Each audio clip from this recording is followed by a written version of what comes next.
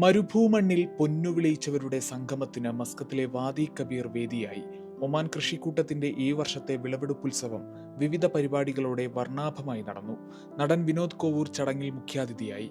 Oman കൃഷിക്കൂട്ടം പ്രകൃതി മിത്ര പുരസ്കാരം പ്രമുഖ കർഷകയും കാർഷിക സംരംഭകയുമായ ബിൻസി ജെയിംസിന് സമ്മാനിച്ചു. മുഖ്യാതിഥി വിനോദ് കോവൂരിൽ നിന്ന് ഫലകവും പുരസ്കാരത്തുകയും അവർ ഏറ്റുവാങ്ങി.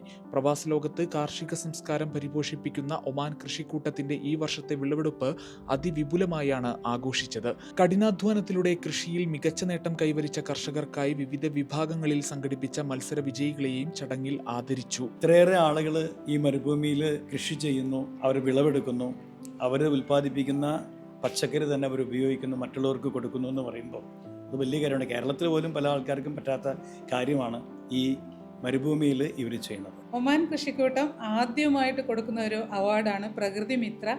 അതിലെ ഏക മനസ്സോടെ എന്നെ തിരഞ്ഞെടുത്തതിൽ എനിക്ക് ഒരുപാട് സന്തോഷമാണ്. നാട്ടിൽ നിന്ന് കൊണ്ടുവരുന്ന വിത്തുകൾ അംഗങ്ങൾക്ക് സൗജന്യമായി കൈമാറുന്ന പതിവ് രീതിയാണ് ഒമാൻ കൃഷിക്കൂട്ടത്തിനുള്ളത്. അടുക്കളയോട് ചേർന്ന ചെറിയ സ്ഥലത്തും കവറിലും ഫ്ളാറ്റിലുമൊക്കെയായി അംഗങ്ങൾ പച്ചക്കറികളും ഫലങ്ങളും ഉൽപ്പാദിപ്പിക്കും. അംഗങ്ങളെ ഒരുമിപ്പിക്കാൻ സജീവമായി വാട്സാപ്പ്, ഫേസ്ബുക്ക് ഗ്രൂപ്പുകളും പ്രവർത്തിക്കുന്നുണ്ട്.